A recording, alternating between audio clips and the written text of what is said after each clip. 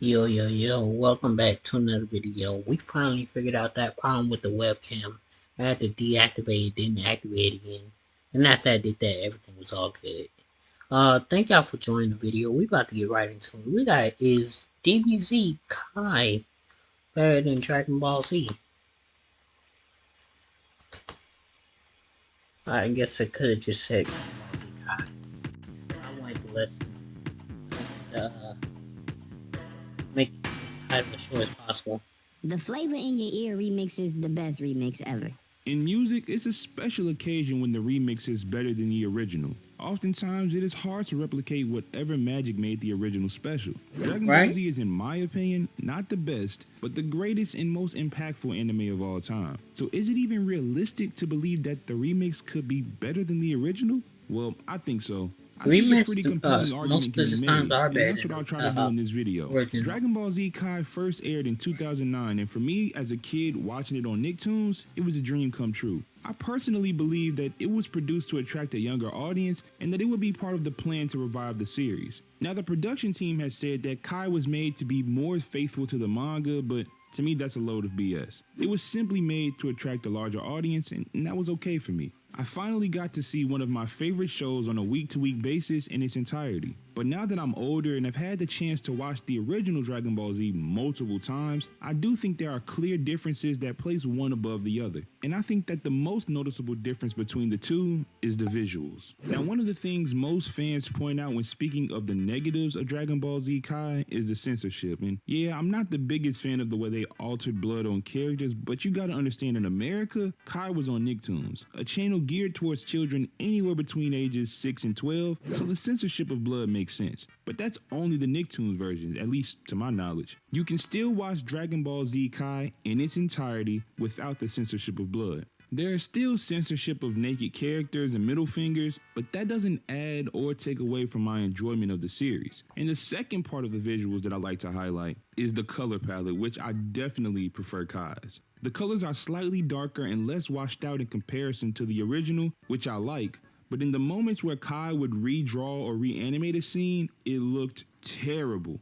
Those scenes look like they almost didn't belong to the same production company. But like I said earlier, for the most part, I lean more towards Kai's visuals than Z, because although there are times where the redraws are awful, it is not something that happens very frequently. Now, that was the visual aspect of Dragon Ball Z Kai, but I think they did better in the audio department as well. But the music is always a controversial topic. Kenji Yamamoto is a Japanese composer who was responsible for over 15 Dragon Ball video game soundtracks going back as far as 1993 with Dragon Ball Z, Super Butoden, and arranging music for the anime since 1987. And in doing music for Dragon Ball for over 2 decades, when it was time to work on Dragon Ball Z Kai, he was an easy choice to compose the soundtrack.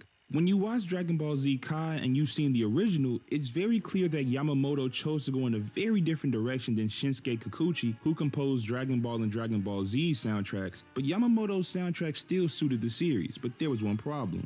In 2011, Yamamoto was fired by Toei for plagiarism in his work, and it wasn't just a little either. Much of his work in Kai was plagiarized, along with his video game soundtracks, which most fans consider to be legendary. So excluding the Tenkaichi series, any HD remake of a Dragon Ball game would have to have a new soundtrack, which sucks. And although I don't condone plagiarism, especially when it comes to art, his soundtrack was pretty good. And it is my favorite soundtrack for Dragon Ball Z. Now, I know some of you may be thinking, what about Bruce Falconer? I may have an unpopular opinion, but I'm not the biggest fan of his score for Dragon Ball Z.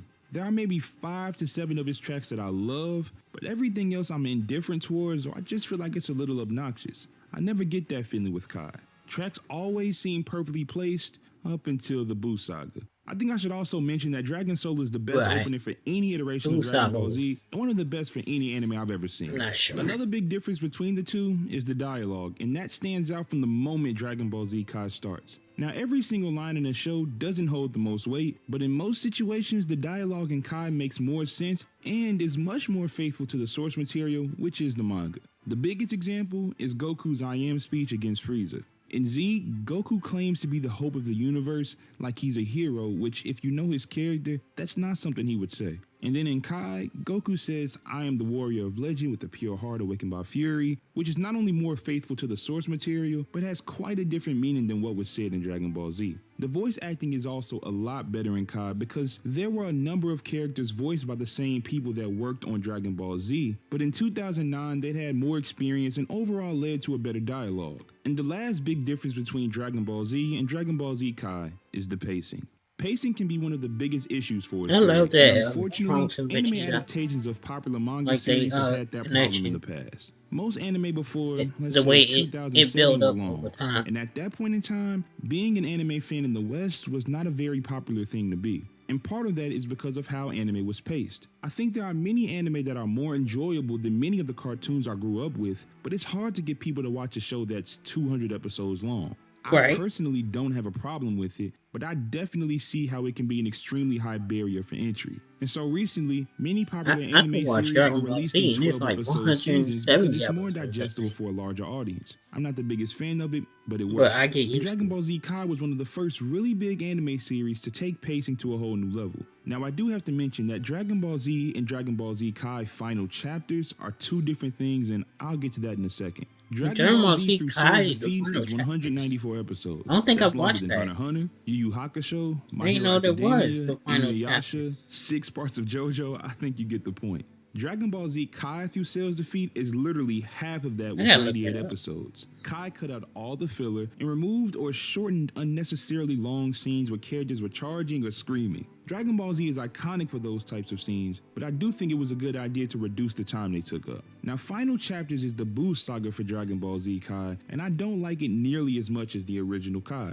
The color palette is still different from the original Z, but I don't like it nearly as much as the first run of Kai. The score in Final Chapters was composed by Norihito Sumitomo, who's a brilliant saxophonist, but I'm not a fan of his score. And the one aspect that made the original run of Kai so different was the pacing. Yes, Final Chapters was shorter than the original Buu saga, but there are still moments where the series seems very slow, and I never thought that Kai had those moments. I guess the one positive about Final Chapters is that those really bad redraws aren't frequent. I'll always believe that Final Chapters was made just to give Kai the official ending that he had, because I did feel a way that Kai just stopped after Cell. But crazy enough, by the time the Cell saga ended in Dragon Ball Z Kai, I was old enough to find the Buu saga on the internet, so when Final Chapters came out, I didn't bother watching it. But I guess that's how you know Kai did his job in bringing a younger audience into the fan base. So when it was time to release new movies and a new anime series, there would be more than just a nostalgic fan who would complain about how it isn't as good as the old days. And even though it is not as good as Dragon Ball Z, there are little kids out there who believe that Dragon Ball Super is the best Dragon Ball series out there.